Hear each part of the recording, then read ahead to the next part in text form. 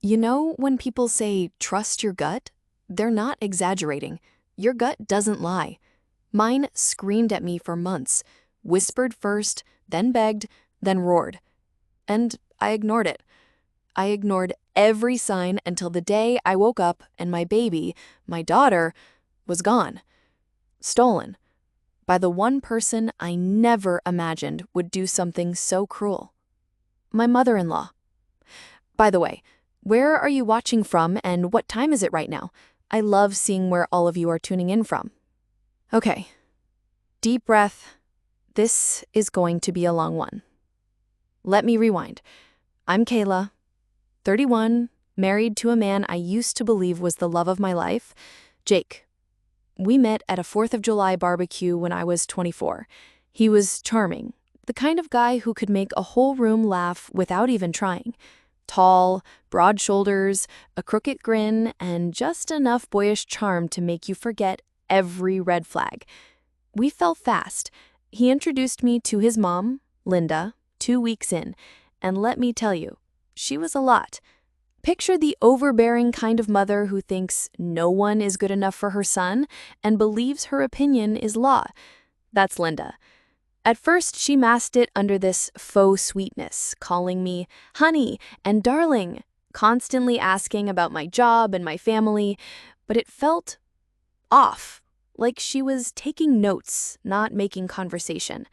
And yeah, I noticed little things in the beginning, like how she always managed to slide into every single moment Jake and I had together. We'd plan a weekend getaway. Suddenly, she'd fall ill and need Jake to check on her. I'd cook dinner for him. She'd show up uninvited with her famous lasagna, expecting to join us. She called Jake every morning. Literally, every single morning. Still, I told myself, she's just close to her son. That's not a crime.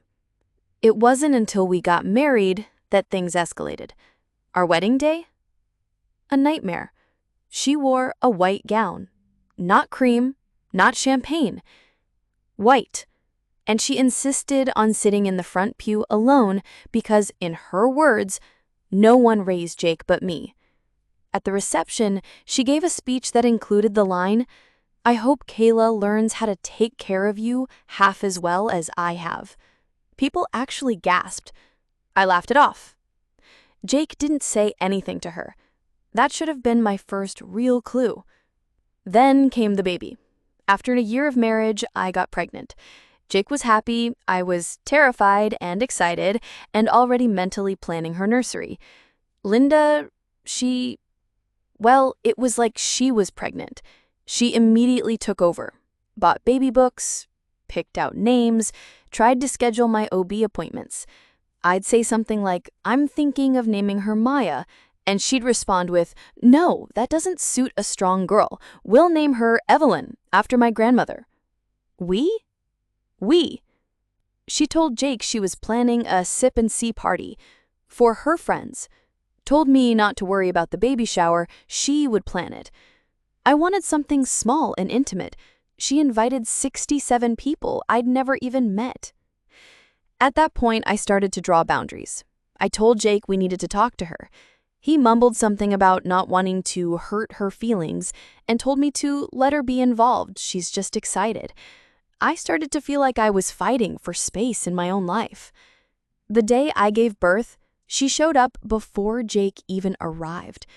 I was in labor, sweating, screaming, and she was there in full makeup, giving advice to the nurses. I actually had to ask the staff to make her leave the delivery room. She cried, said I was pushing her away. But the moment Maya was born, something changed. It was like she didn't exist anymore. Linda held her before I did. She posted a photo of Maya online before I even got a chance to hold her in my arms. Captioned it, "My precious angel. She's finally here." My precious angel. Not our, not Kayla's. Mine. Things spiraled after that. Linda insisted on coming over every single day. She criticized how I held Maya, how I changed her diapers, how I fed her. One time, I found her standing in Maya's room at 2 a.m., just watching her sleep. She said she couldn't bear to be away from her. Jake defended her. Every time. I started losing sleep. Not just from the baby, but from the constant feeling of being watched, judged, invaded. One day, I came home from a walk to find Linda had let herself into our house. She was giving Maya a bath, alone. She said, "Oh, I just thought I'd help. You look tired." I flipped. Told her she couldn't just come into our house like that it wasn't okay. She burst into tears. Again. Said I was trying to cut her out of her granddaughter's life. Jake got angry at me. I started locking the doors. Started therapy. My therapist gently asked if I felt safe around her. I lied and said yes, but I was lying to myself too. Then one morning, when Maya was about 4 months old, I woke up to silence. I always heard her stirring by 6 a.m., but it was past 7. I rushed into the nursery. Empty. No crib. No baby. No diaper bag. Gone. My entire body went cold. I screamed for Jake. He was gone too. His phone was off. His wallet was missing. So was the car. I called the police. Filed a missing persons report. I was hysterical. Hours passed. Then I got a text. From Linda. It said, "Don't panic. She's safe. We're giving you some time to rest. You've been unwell. We'll bring her back when you're stable again." What? I showed it to the police. They tried calling her. No answer. Jake's phone? Still off. My heart felt like it was being ripped out of my chest with a spoon. The baby monitor still had footage of Jake sneaking into the room at 3:17 a.m. and taking Maya, wrapped in a blanket.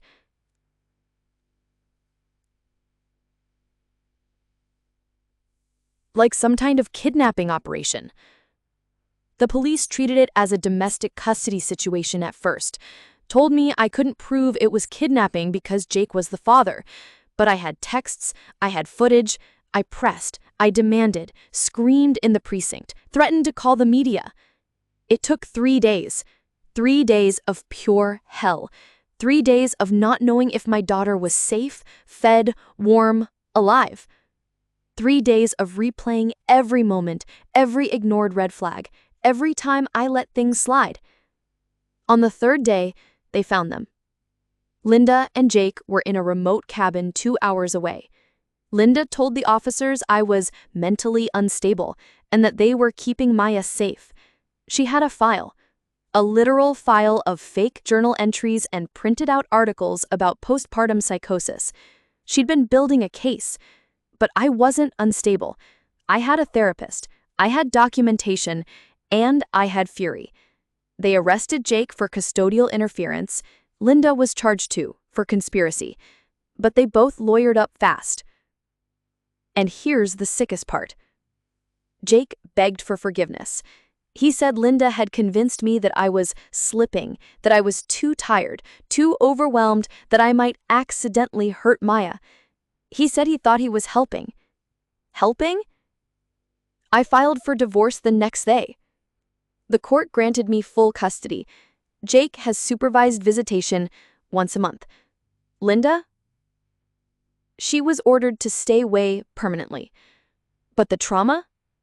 That doesn't leave so easily. Sometimes I wake up in the middle of the night, rushing to the crib in a panic, convinced she's gone again. I keep 3 locks on every door. I've got cameras in every room. My therapist says I have hypervigilance. I call it survival. I still get messages from fake accounts, from concerned relatives, all trying to guilt me, make me question myself. But I don't, because I know what happened. And now you do too. What would you have done if you were me?